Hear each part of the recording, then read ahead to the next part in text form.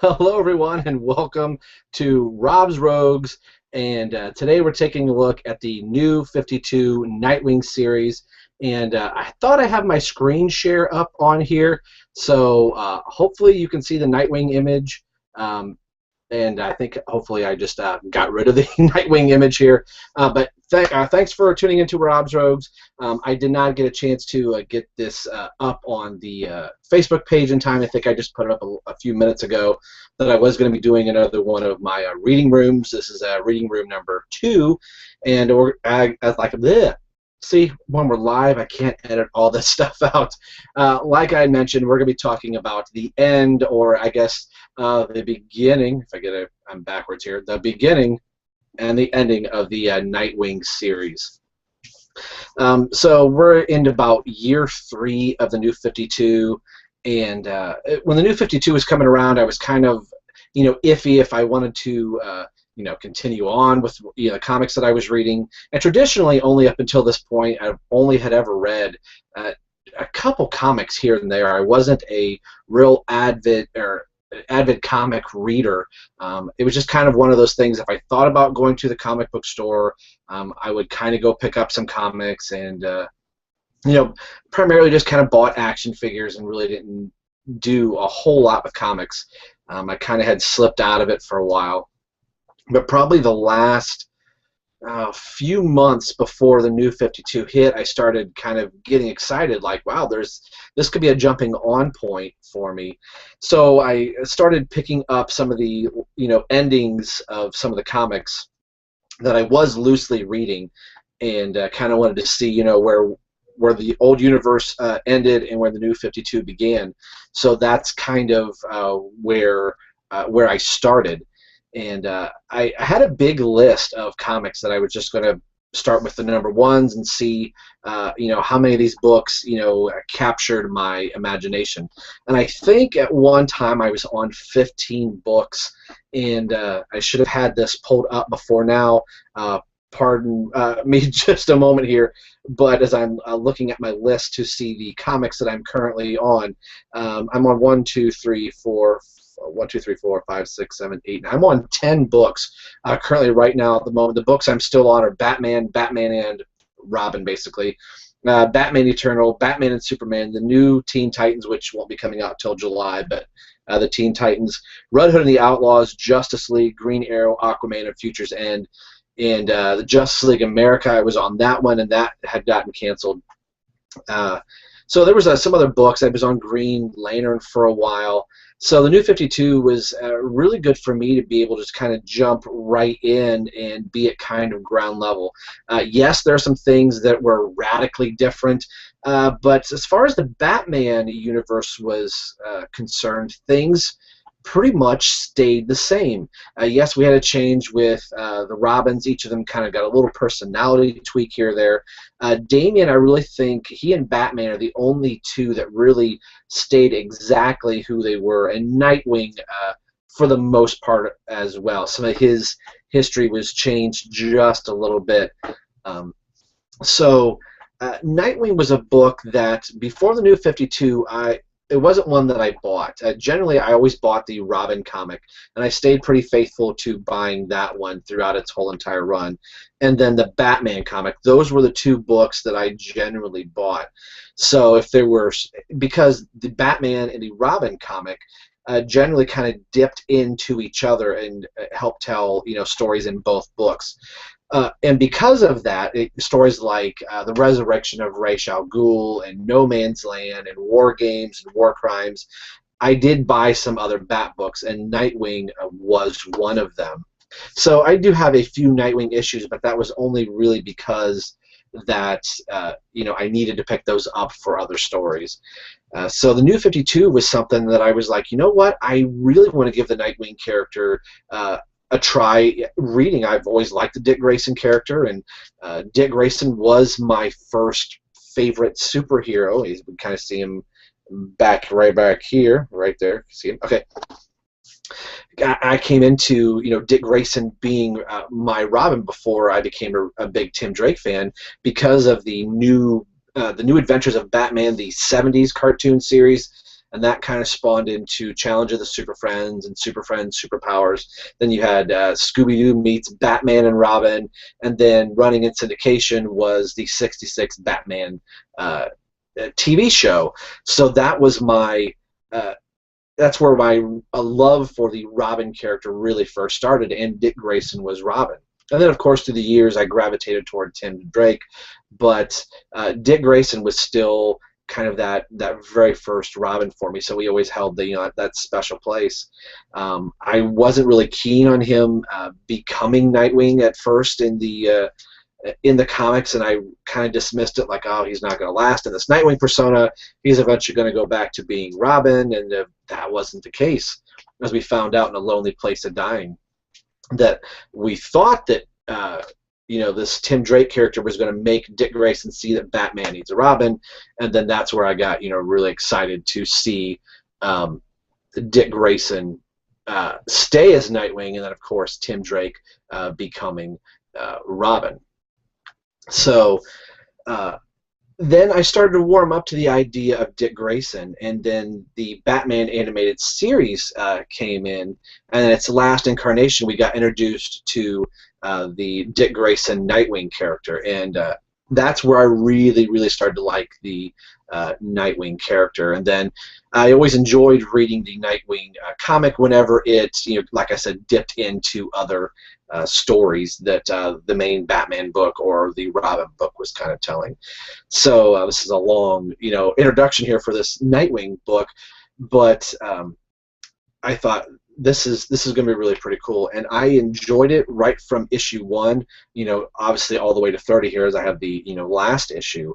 And Kyle Higgins, who is the main writer, and I may mention this in the Teen Titans video, that there aren't that many New 52 writers that are still on the original book that they were put on. I think I said there was only 3 or 4, and I left out Kyle Higgins. I think we have Scott Snyder. Gail Simone has been on Batgirl since the beginning, although she left, quote-unquote, got fired by DC Comics or taken off the Batgirl comics, but due to fan reaction, the fans demanded her back, so that's a whole story for another time. But Kyle Higgins on Nightwing.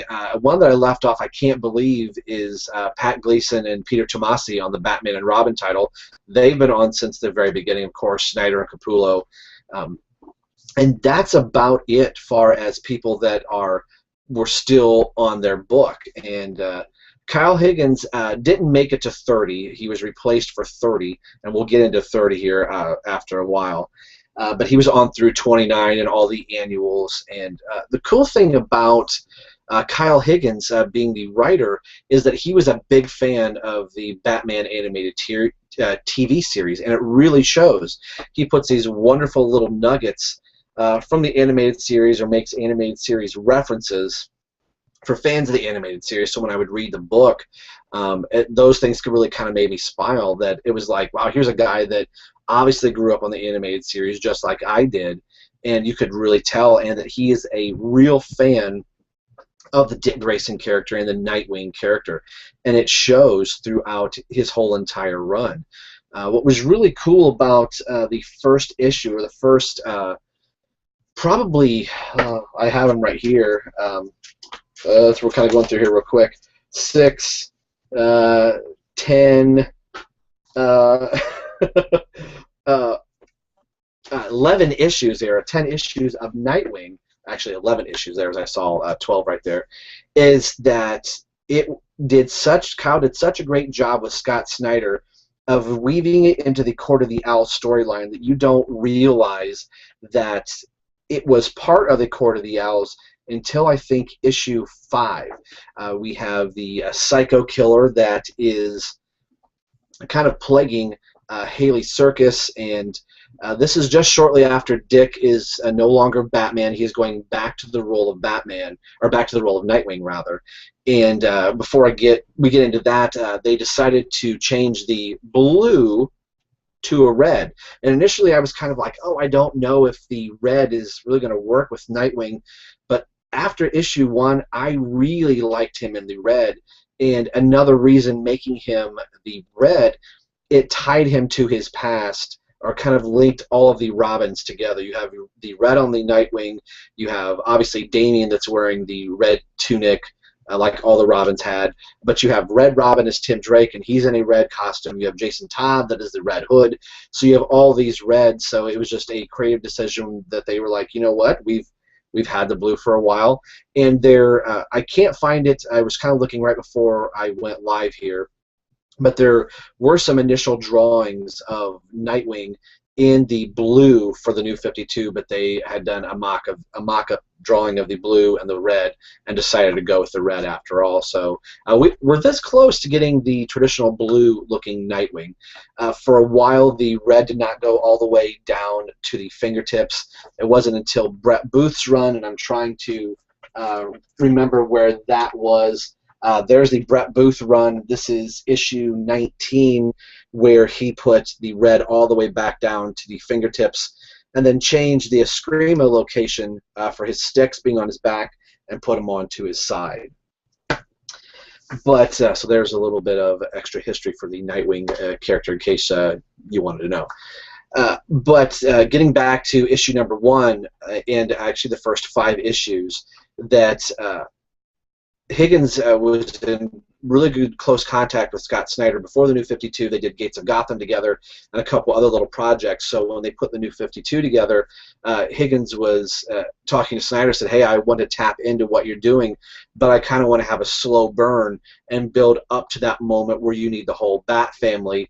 So it takes place in the circus, and it's really kind of fitting that you know, Nightwing is Dick Grayson's getting back involved with Haley's circus, and that there have been some killings and things that are going on inside of Haley's circus, and ends up being 2 close friends of Dick Grayson when he was younger, during his days of the Flying Graysons. Turns out to be his best friend, 2 of his best friends, Rhea and Jimmy, I think his name, who was the Psycho, as what was his villain's name. And what we find out during the Court of the Owls, the tie-in issue, which is really cool. Again, I don't have the artwork here. I think it's issue 5 of Nightwing and issue 5 of Batman, is done. It's almost the exact same panels of the last 3 pages.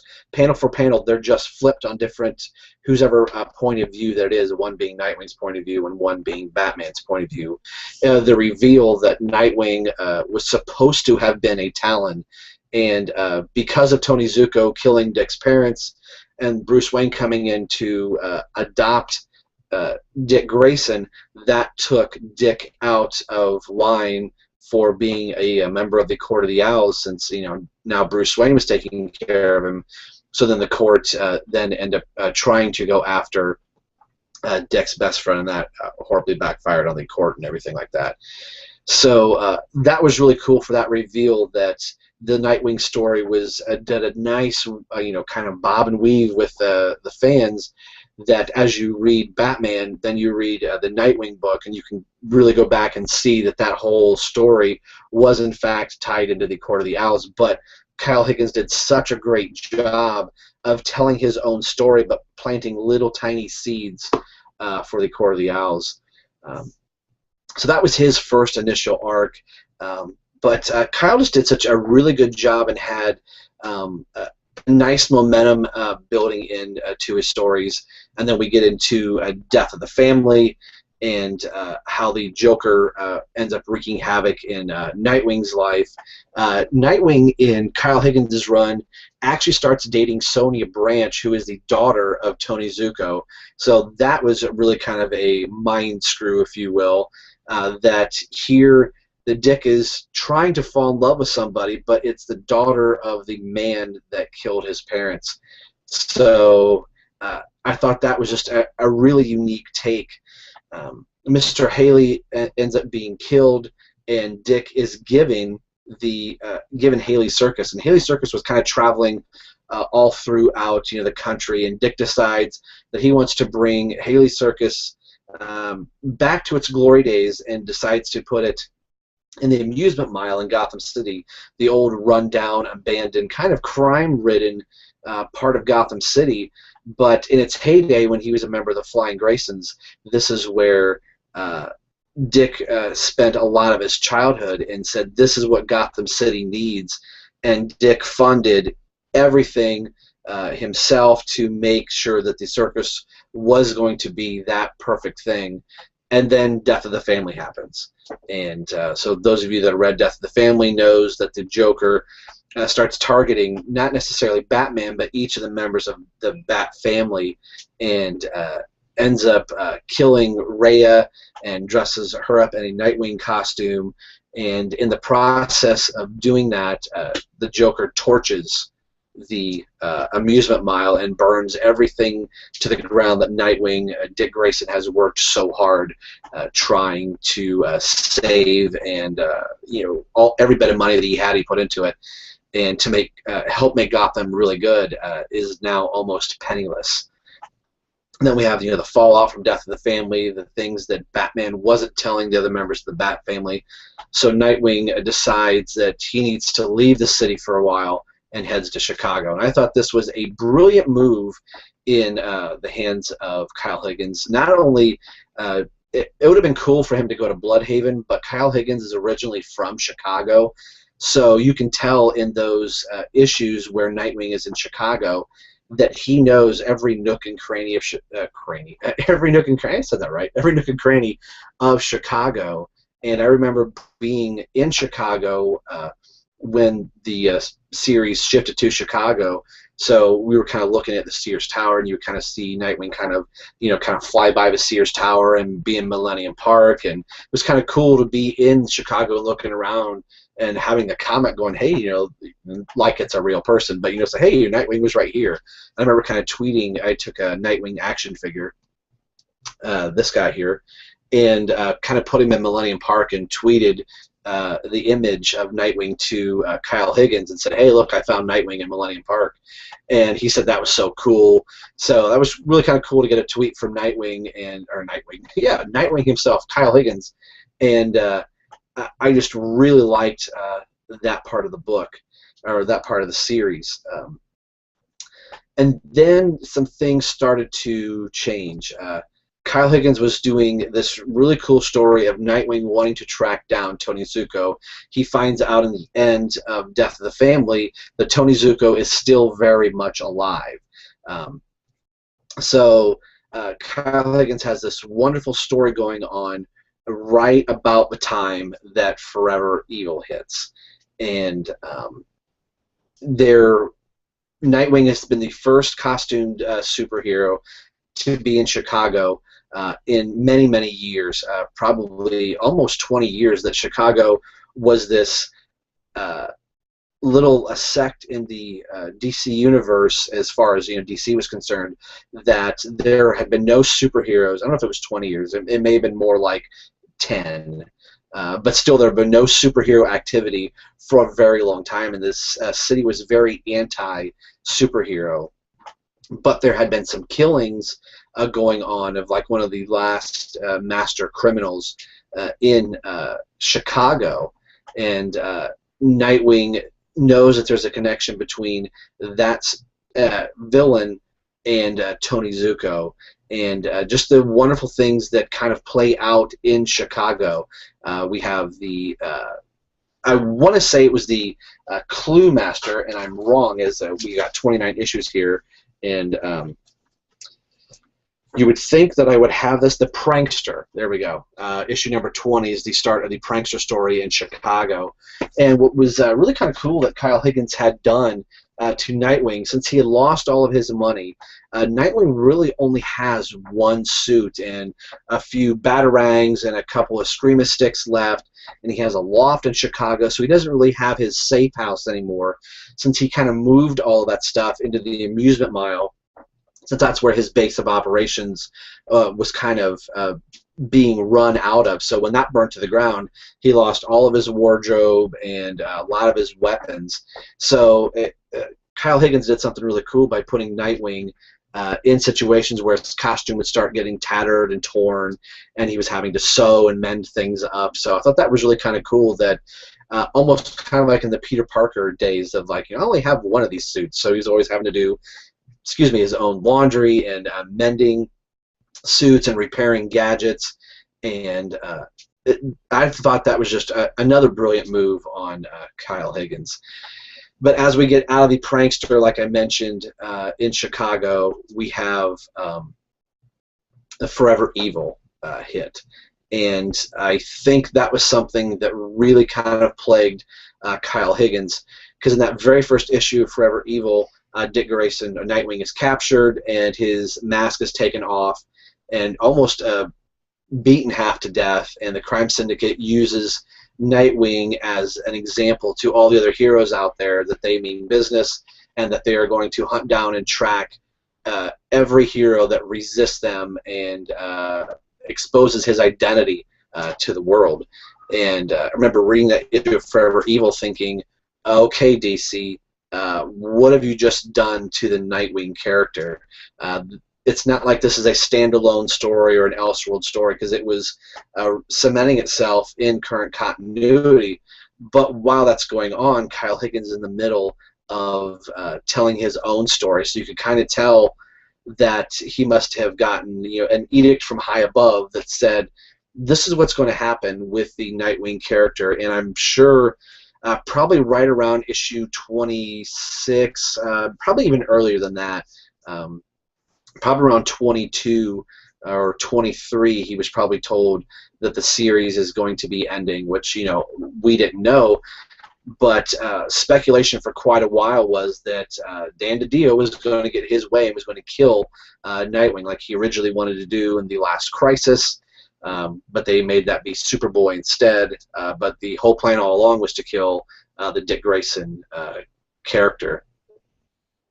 So, you know, Nightwing has been captured, and in Kyle Higgins' story, it's escaping me right now what his last arc was. As I'm kind of looking here, it was the Mimic. That's what it was. The Mimic was in town, and she had the ability to kind of mimic or steal other people's powers or abilities or just a skill set for a while. And Kyle Higgins had found not a family, but just some other close friends that he had known, and this little girl. And that kind of is the bridging point into Forever Evil, where this little girl gets kidnapped.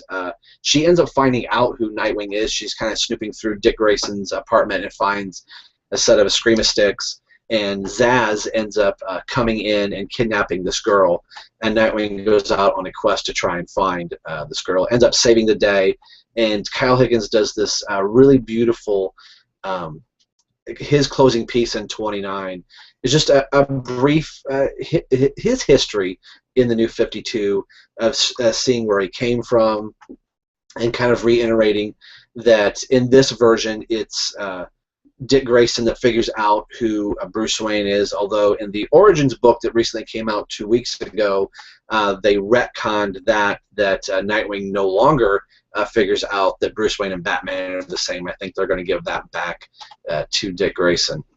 But it's just some really nice character beats that Kyle Higgins puts in, and Dick also kind of reminisces and thinks to himself, you know, what could have happened had his parents not died. He probably would have been drafted, and been drafted like he's in the Army of the Owls. He would have probably become a member of the Court of the Owls. And they do this really nice panel of what Dick Grayson's talon might have looked like.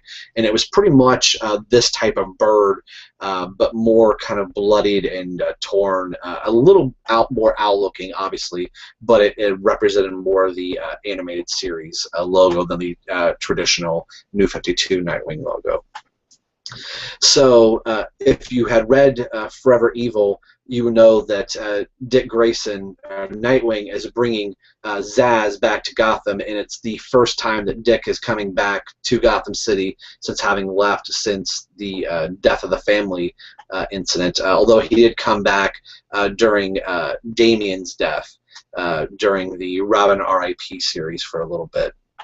But for all intents and purposes, the last half of the Nightwing series took place in Chicago.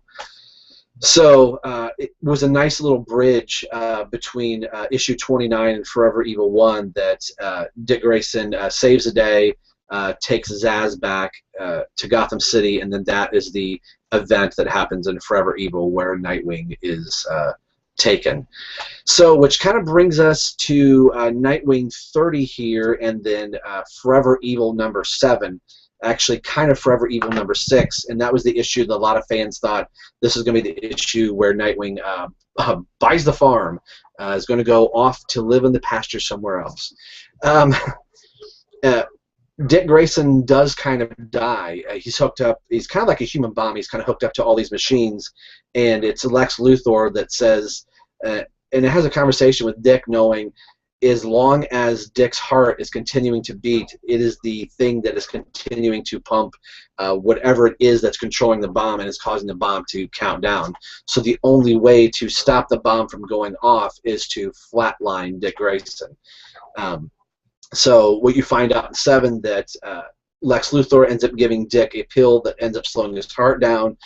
Lex kind of suffocates him, which this makes Batman go all kinds of crazy, and they kind of have a fight for a little while, and Lex says there's only this much amount of time that they can save Dick Grayson, because the bomb has then powered down. They can defuse the bomb, and this it's the Firestorm bomb, so the rest of the Justice League is able to escape the Firestorm Matrix, and everything is kind of wrapped up in Forever Evil. So it was a little odd in Forever Evil that they kind of resurrect Dick Grayson, that he wasn't actually dead. But they resurrect him in front of Lex Luthor and I think Superman and Wonder Woman. But they play it off like nobody really knows that Dick Grayson is still alive. So I guess I'll kind of let that slide. So for all case and purposes, Dick Grayson is dead. I would really hope I can find and pull up this image. So bear with me as I go to a screen share here. I'm probably not going to get it to work right. I think you can see.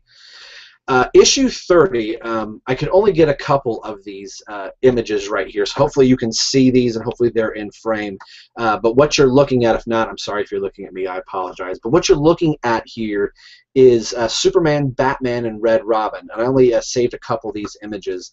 This is what 30 was originally planned. The solicitations had read, from the fallout of Forever Evil, the rest of the Bat family is left in the wake of the aftermath of Forever Evil. So that was kind of the, I guess, the red herring for fans of saying, oh no, the Bat family is having to deal with something tragic. It's a death of Nightwing. And for all intents and purposes, it was. I don't think I have that image here. I might. Here it is. If you can see it, I hope this is in frame. But we see Jason Todd and Tim Drake in a casket, and Tim is holding a Flying Grayson's poster that I think he was given. This is kind of your Lonely Place of Dying reference, the autograph that Tim gets from being at Haley's Circus. And you can see him placing it in the coffin here. Again, I really hope you can see these images. And Batman kind of looking on. And then this is was supposed to be the last panel, or one of the few last panels in the book, where you have the Justice League burying Nightwing, and you have Aquaman, Cyborg, Flash, Superman, Wonder Woman, Green Lantern, Red Robin, Batgirl, Batman, Alfred, Titus, Red Hood, and the Outlaws. And they have a little moment with Corey and Red Arrow and Jason, all kind of. It almost hints at like they were a team before at least Red Arrow or Arsenal and Starfire were a team with Nightwing before, because they have a little beat moment. I apologize for not having that there. So let's get out of hopefully the screen share here. And yeah, okay, I think we're out of it. Hopefully you saw that. So last week those images were shown, and the artist they decided to scrap that, and the artist ended up selling those pages off. And I saw that some of the pages were selling for about $250, $300. The double splash pages were going for about $450. So that was supposed to be the initial end of the Nightwing 30. Nightwing 30 was written by Tim Kelly and Tom King, who are actually going to be doing the Grayson series. So the last panel of the Nightwing book before this one was Batman and Dick have a decoy body that the rest of the Bat family pay their respects to. Dick gets up from his hospital bed where he kind of faked his death and is sent out to be a secret agent. I think Chapman Films had said Summer Soldier. We have the Winter Soldier in Marvel, so now Dick Grayson is going to be the Summer Soldier for DC. Not really. But he's going, I think it's Spire. If I'm saying that right, I'm probably wrong. But it's a part of the Batman Incorporated organization that's kind of doing some underhanded things, and Batman says, who better than basically one of my own to infiltrate this organization and to bring it down. So that's what the actual Nightwing 30 issue is basically a fight between Dick and Bruce, and it's a 22-page fight where Bruce is wanting to test Dick's mental and physical capability, and almost kind of shames Dick a little bit and saying, you allowed yourself to get captured by the crime syndicate. You allowed your secret identity to be revealed. You weren't pushing yourself. There is one thing you have to do, and that is to always win. You didn't win. You let yourself get defeated. And in the Batcave, while Bruce and Dick are fighting and basically destroying the whole entire Batcave, running into computers and cars and everything like that, Bruce says, you have one job to do, and that's to beat me. And Dick is still not wanting to fight and saying, you know, he doesn't want this. Don't ask me to do this job. How are we going to explain this to Tim? How are we going to explain this to Jason? You know, Alfred is wanting to come down to the Batcave, and that's probably the saddest moment in the book. And one of the saddest moments, other than Damian dying, is Alfred's wanting to come down to the Batcave, and because they're keeping the secret, not even Alfred knows Dick is still alive. So Bruce says that the elevator isn't working. He's trying to get a few things under control, and Alfred makes the comment that he was. It's so sad to lose two boys, Master Damian and Dick, and Batman has this really cold line of Dick wasn't a boy, and Alfred just kind of breaks down in the elevator. Just really kind of a sad little moment for Alfred, that as much caring as Alfred has had for all the Robins, that all Alfred has done for a while is just grieve for the death of Damian, and then almost the death of Jason Todd again in the New 52, back at the death of the family. And of course, obviously he's not dead, but then now Dick. So it's not until the very end of their fight where Dick actually wins and beats Bruce, where he realizes what he has to do. This is his next step, his next part of his evolution, where he meets Valerie Bertinelli. Valerie Bertinelli, I think I'm saying that wrong. The original Huntress. I can't even think of anything right now. See, this is the nice thing about going live here. I don't have my notes, and I can't go, oh, okay, well, I'm going to re-edit that. Mrs. Bertinelli, how about that? Bertinelli, I think that's still even wrong. Somebody right now is probably laughing at me. Anyway, whoever the original Huntress was, after I shut this down, I'm going to go, oh my gosh, I can't believe I said that. But she is his link into the Grayson series. So I'm not entirely sure how I feel about the Grayson series. I know I've been kind of one of the ones that's saying, you know, the New 52, you know, embrace it, like it, you know, if nothing ever changes, then nothing is ever going to change. And I'm sure that people that read the Golden Age didn't like it when the Silver Age came in. The people that read the Silver Age didn't like it when the Bronze Age and then the Modern Age came in. So through every era, you kind of have a change, and some things get changed for the better, some get changed for the worse. Nightwing has been a staple of the Batman universe for probably almost as long as Tim Drake has been Nightwing. Tim Drake has been, or Tim Drake's been Nightwing. Tim Drake has been Robin. Tim Drake has been 25 years, so I think the Nightwing character is probably, we'll just say 30, probably roughly about 30 years that Dick has been Nightwing. So for a lot of people, they may not know Dick Grayson as Robin back here. They know him as Nightwing. People that grew up on the animated series will know Dick as Robin for a while, but that's their gateway into Dick being Nightwing. So it's a really weird thing right now to not have Dick Grayson being Nightwing. I just recently got the Nightwing figure back here. Here's my replacement on the wall. And I remember getting him out of the package, and it felt really odd holding the figure, just like it did with the Damien figure, knowing, wow, this figure is not in continuity anymore.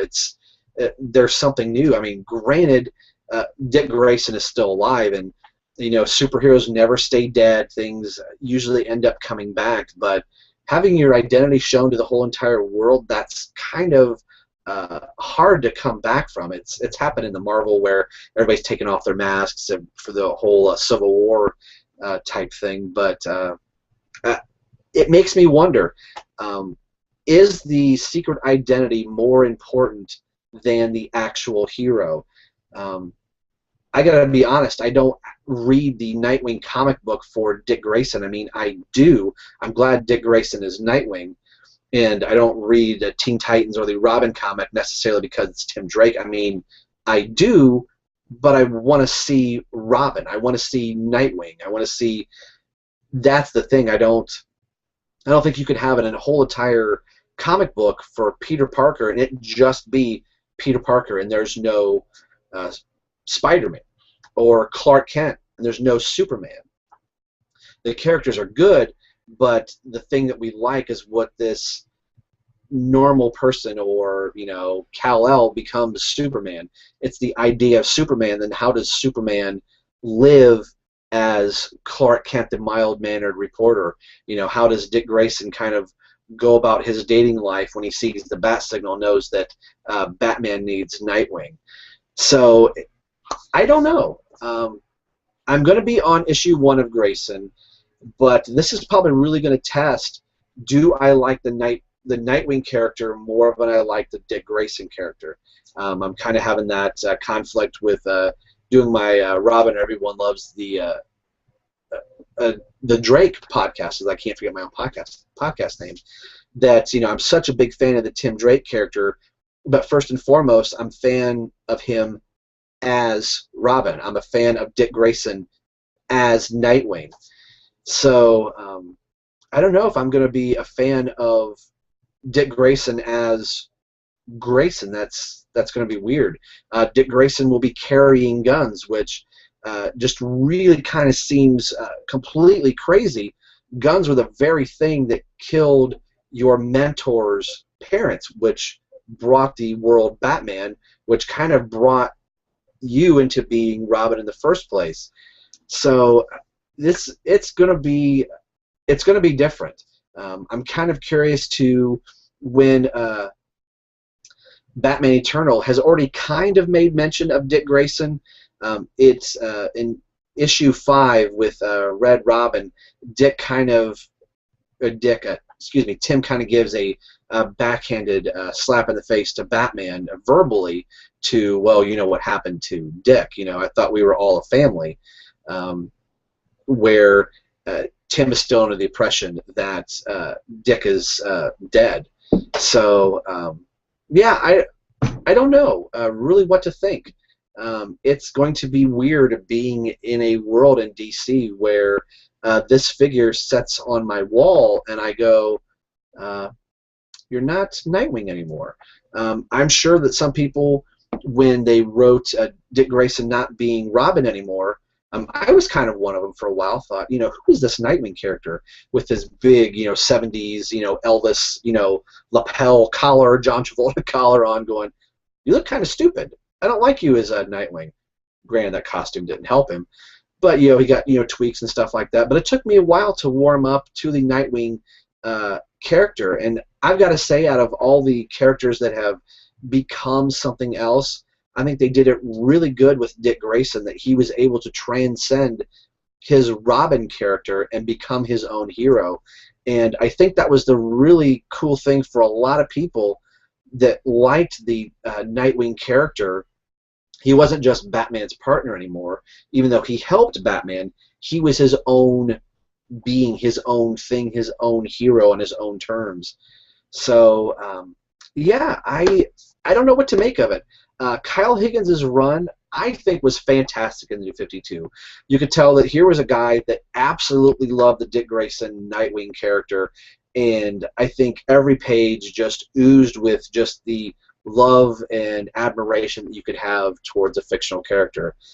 And one of his last tweets about the Nightwing comic was, this issue 29 is for all the fans, and there's some wonderful, great moments that he puts in there. And he had a lot of things that he was, plans that he was working towards, of Nightwing finally capturing Tony Zuko and bringing him into justice, where Dick really wanted to kill Tony Zuko, and at the last moment he knew he was better than that. If he would have done that, he would have been no better than Tony Zuko. But we find out that the person that Dick brought in was not actually Tony Zuko.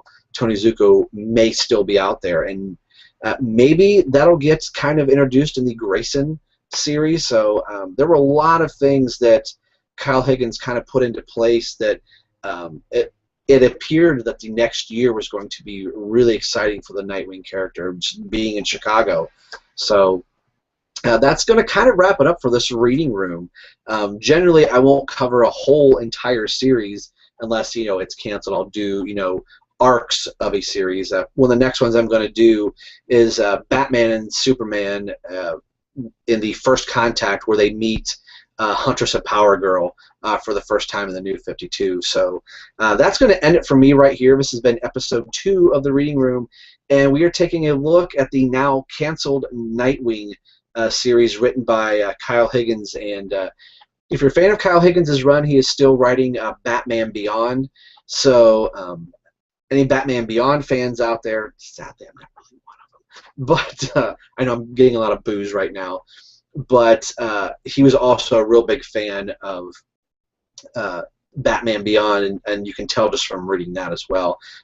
He has a new series called Cowl, like Batman's Cowl, that he wrote, that was actually a movie that he wrote and directed, that's now getting turned into a comic book series. So if you liked Kyle Higgins' run, check out Cowl. It's really, really cool. C-O-W-L is, and it's an acronym. I can't remember what the acronym is, but it's costumed to something. I can't quite remember.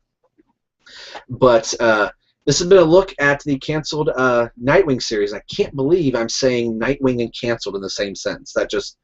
That seems completely wrong. We're living in a Batman universe now with no Robin, technically, even though there is a Red Robin, but no Robin and no Nightwing. Who would have ever thought we would be in a moment in DC Comics? And the other thing I wanted to bring up real quick, next year is essentially Dick Grayson's 75th anniversary, the anniversary of the original Robin. So I'm curious how that's all going to play into effect next year, with it being 75 years for the Robin character as a whole, and more importantly, Dick Grayson.